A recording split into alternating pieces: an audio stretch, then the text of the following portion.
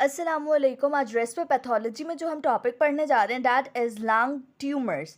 Basically जो हमारे पास lung के ट्यूमर्स होते हैं ये मोस्ट डायग्नोस्ड कैंसर्स हैं वर्ल्ड वाइड। और सिर्फ डायग्नोसिस ही नहीं बल्कि कैंसर की वजह से होने वाली डेथ में भी ये सबसे मोस्ट कॉमन कॉज है ऑफ कैंसरस डेथ। अब पीक इंसिडेंस इनका कौन सी एज में हो रहा होता है? 40 to 60 ईयर्स की जो एज होती है इसमें सबसे ज़्यादा चांसेस होते हैं लंग ट्यूमर्स के। और मोस्टली कौन सी लोकेशन पर होता है? That is the hilum of the lung. अब लंग ट्यूमर्स को हमने डिवाइड किया into the three categories. 90 to 95% जो होते हैं वो कार्सिनोमाज होते हैं। 5% are the bronchial carcinoid and 2 to 5% are the mesenchymal, मतलब फाइब्रोस्कार सार्कोमा एंड ल्यूमायोमास टाइप जो हमारे पास कैंसर्स होते हैं वो 2 to 5% होते हैं। सबसे ज़्यादा कौन से हो रहे होते हैं? 90 to 95% कार्सिनोमास, जिनको इस वीडियो में हम डिटेल में पढ़ेंगे। पैथोजेनेसिस की बात की जाए कि इसके जो रिस्क फैक्टर्स हैं वो क्या हैं, उसमें सबसे पहले लंग ट्यूमर्स में आ जाता है tobacco smoking. 80% of the lung cancers जो होते हैं वो किस में हो रहे होते हैं? In the habitual smokers. अब ये वो लोग जो कि डेली बेसिस पे स्मोक करते हैं, अब इनका रिस्क 60 टाइम बढ़ जाता है as compare to the non smoker. Non smoker को होने के जितने चांस है उसको 60 टाइम मल्टीप्लाई करेंगे तो ये स्मोकर पर्सन को होता है। अब ये हैबिचुअल स्मोकर किसको कहेंगे हम? जो कि यूज़ कर रहे हो 20 PACS per day for 20 years. 20 साल से 2 पैक एक दिन में जो पी रहा उसे कहेंगे। पैसिव स्मोकिंग की बात की जाए तो ये हमारे पास रिस्क इंक्रीज कर रहे होते हैं twice.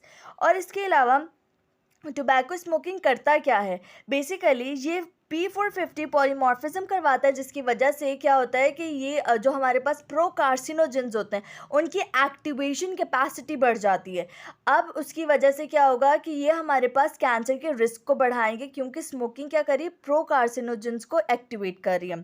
Polycyclic hydrocarbons and nitrosamine are potent carcinogens.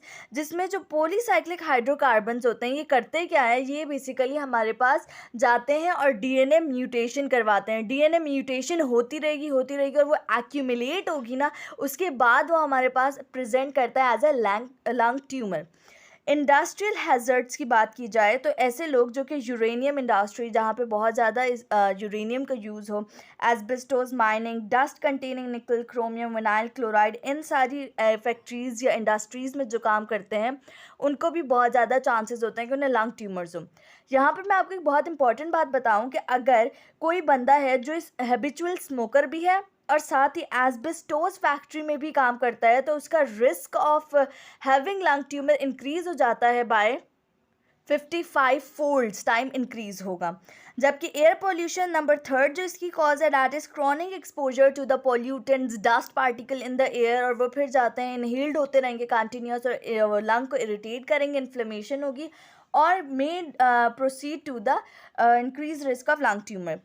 Molecular genetics की बात की जाए, जैसे कि मैंने आपको बताया था कि हमारे पास जेनेटिक फैक्टर्स, जीन्स की जो म्यूटेशन होती है उसकी एक्यूमुलेशन होती रहना बेसिकली रिजल्ट करती है into the neoplastic transformation of the pulmonary epithelial cells. उसकी वजह से न्यू प्लास्टिक चेंजेस होंगे because of the accumulation of the genetic mutations. Etiopathogenesis में हमारे पास यही 4 रिस्क फैक्टर्स थे। फिर आ जाते हैं precursor and pre invasive lesions. ये वो लीजन्स होती हैं जो कि may lead to the invasion, कि वो हमारे पास कैंसरस कंडीशन में डेवलप हो सकती हैं, और ज़रूरी नहीं कि हर प्रीकर्सर कंडीशन जो होगी वो हमारे पास कैंसरस कंडीशन में भी कन्वर्ट हो। अब उसमें सबसे पहले हमारे पास एटिपिकल एडिनोमेटस हाइपरप्लेजिया। इसमें क्या हो रहा होता है कि ये लेस देन 5 मिलीमीटर की लीजन होती है, स्मॉल, बहुत छोटी छोटी सी, जो कि हमारे पास डिस्प्लास्टिक न्यूमोसाइट्स। डिस्प्लाजिया क्या है कि हमारे पास कैंसरस प्रोलिफरेशन हो रही होती है जो कि हमारे पास एल्वुलर वॉल्स के साथ हो। एडिनोकार्सिनोमा इन सीटू, या फिर दूसरा नाम है उसका ब्रोंको एल्वुलर कार्सिनोमा।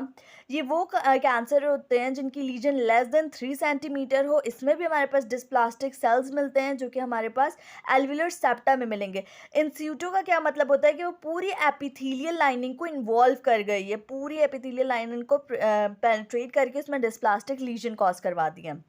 फिर आ जाते हैं squamous cell dysplasia, that is again cancerous proliferation and carcinoma in situ।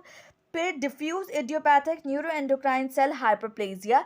ये चार हमारे पास प्रिकर्सर या प्री इन्वेजिव लीजन्स हैं ऑफ लंग ट्यूमर्स। अब सबसे पहले बात करते हैं 90 to 95% होने वाले लंग कार्सिनोमास की। इनको मैंने डिवाइड किया into the two major classification, small cell जिसका दूसरा नाम है oat cell carcinoma and non small cell carcinoma.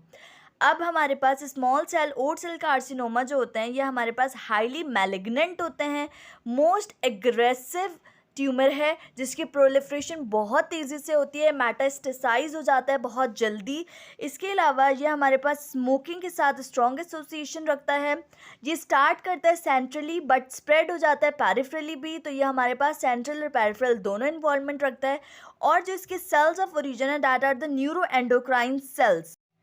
Small cell carcinoma की पैथोजेनेसिस की बात की जाए तो इसमें इन तीन जीन्स की और क्रोमोसोम की क्या होगी, फंक्शन लॉस होगा, जिसमें है हमारे पास TP53 RB and chromosome 3 short chain deletion मिलेगी हमें।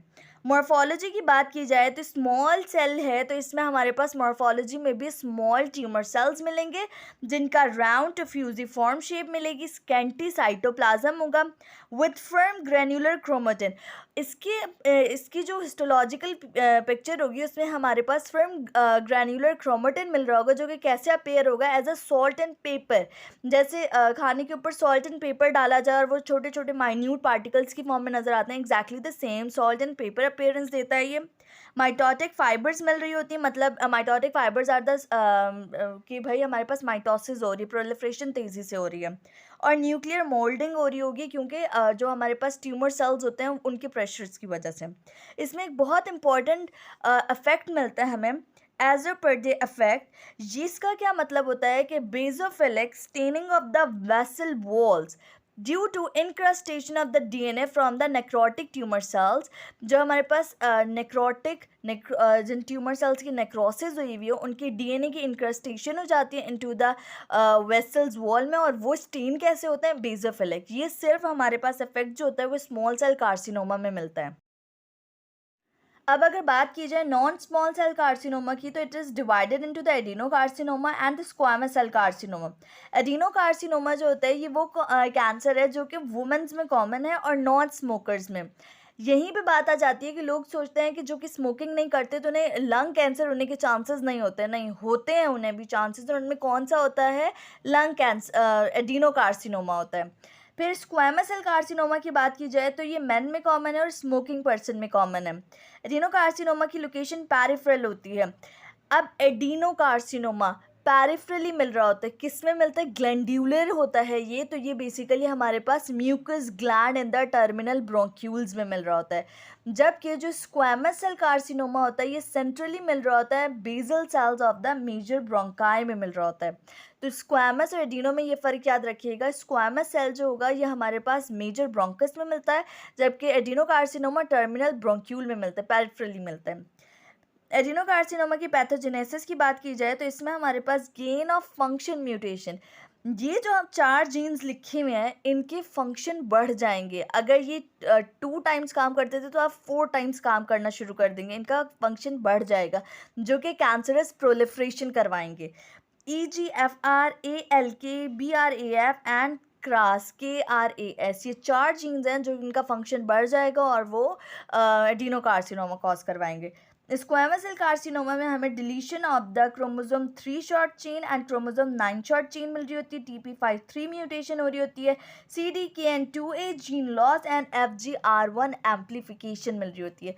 ये जेनेटिक म्यूटेशंस हमें मिलेंगी इन दोनों कैंसर्स में। अब इन दोनों में प्री इन्वेजिव लीजन्स मिलती हैं जो कि मैंने आपको स्टार्टिंग में ही बताई थी।